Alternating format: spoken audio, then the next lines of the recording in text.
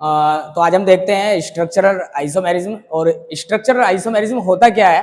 क्या होता है कि मेरे पास मोलिकुलर फॉर्मूला सेम रहता है, लेकिन आईयूपीएसी नेम उसका डिफरेंट देखने को मिलता है, या फिर उसकी कनेक्टिविटी मेरे को डिफरेंट देखने को मिलती है। तो बड़ा इजी है कि अगर मेरे पास 4 कार्बन है तो मैं इसको ऐसे भी लिख सकता हूं और मैं इसको ऐसे भी लिख सकता हूं। ठीक है, तो मेरे पास इसको लिखने के 2 टाइप्स हैं, तो 2 स्ट्रक्चर मुझे मिलते हैं। ये स्ट्रक्चर 1 है और ये स्ट्रक्चर 2 है, दोनों में 4 कार्बन है, लेकिन आईयूपीएसी नेम भी इनका डिफरेंट आएगा। 1 2 3 4 ब्यूटेन आएगा, 1 2 3 और यहाँ पर 2 मिथाइल प्रोपेन आएगा। तो आईयूपीएसी नेम भी डिफरेंट आएगा और कनेक्टिविटी भी डिफरेंट है, लेकिन मोलिकुलर फॉर्मूला सेम है, तो मैं इसको स्ट्रक्चरल आइसोमेरिज्म बोल सकता हूं। ठीक है, और ये जो प्रोसेस है कि ये 2 चीजें मेरे पास बनी है, इनको बोलते हैं आइसोमर्स। आइसोमर्स, इन दोनों को आइसोमर्स बोलते हैं और इस प्रोसेस को आइसोमेरिज्म बोलते हैं। अब जैसे मैं फर्स्ट एग्जांपल देखता हूं चेन आइसोमेरिज्म का। चेन आइसोमेरिज्म में क्या होता है ना, जो मेरी पेरेंट चेन होती है जिसको मैं नंबरिंग देता हूं वो चेंज हो जाती है।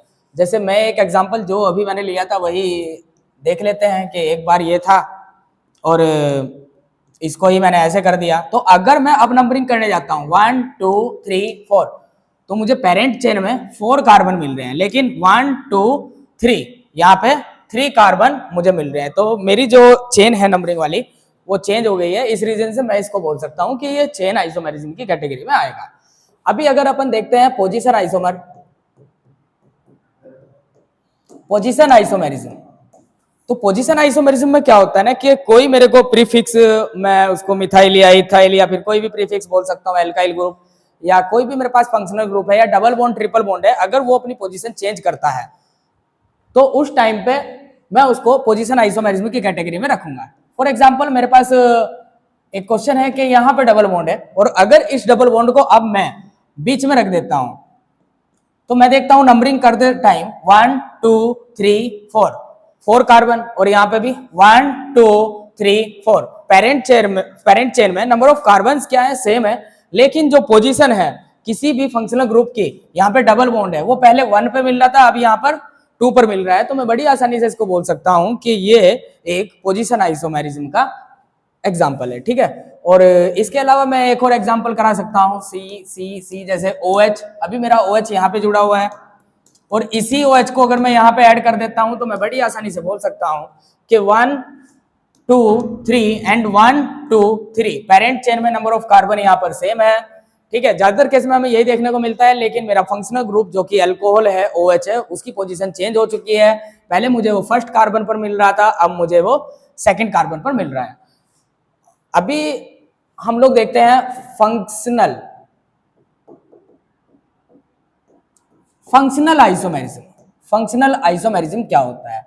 तो फंक्शनल आइसोमेरिज्म में मुझे फंक्शनल ग्रुप चेंज होता हुआ दिखता है। अभी जैसे मैं एक एग्जांपल देख रहा था, OH फर्स्ट पोजीशन पर था, लेकिन वो फिर सेकंड पोजीशन पे आ जाता है, तो वो सिर्फ अपनी पोजीशन चेंज किया था। लेकिन अगर मेरा फंक्शनल ग्रुप ही चेंज हो जाए, फॉर एग्जांपल मेरा अल्कोहल था, मैं एक एग्जांपल ले लेता हूं, CH3 CH2 CH2 CH2 and OH। अगर मेरे पास ये एक एग्जांपल है और इसमें मुझे साफ साफ दिख रहा है कि ये एक अल्कोहल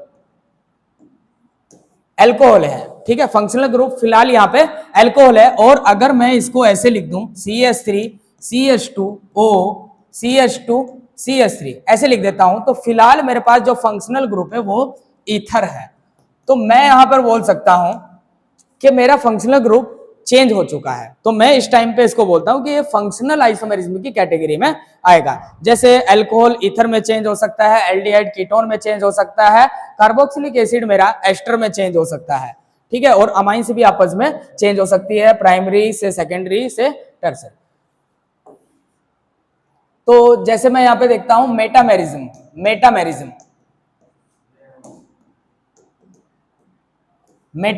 तो मेटामेरिज्म में क्या रहता है कि एक फंक्शनल ग्रुप रहता है जो ब्रिज का काम करता है, मतलब वो 2 चेन को आपस में जोड़ता है। जैसे मैं ईथर को बोल सकता हूं, ईथर।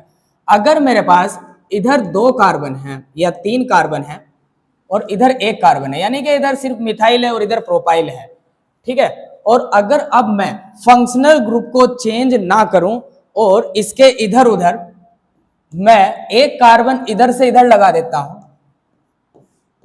तो मेरे पास जो ये एग्जांपल आता है, अगर मैं इस स्ट्रक्चर को और इसको देखता हूं, तो यहां पर इसके साइड में मुझे डिफरेंट ब्रांचेस देखने को मिलती है। जैसे इधर एक कार्बन था लेकिन अभी 2 कार्बन, इधर 3 कार्बन थे अब 2 कार्बन है। फंक्शनल ग्रुप मेरा सेम है लेकिन आसपास की जो ब्रांचेस है वो चेंज हो चुकी है, तो इस टाइम पे मैं इसको बोलता हूं मेटामेरिज्म। अब होमोलॉग्स क्या होता है? होमोलॉग्स, अगर मेरे पास एक ऐसा कोई मॉलिक्यूलर फॉर्मूला स्ट्रक्चर है और अगर मैं इसमें एक CH2 ऐड कर देता हूं, सिर्फ CH2, तो उस टाइम पे ये हो जाएगा CH2 और OH।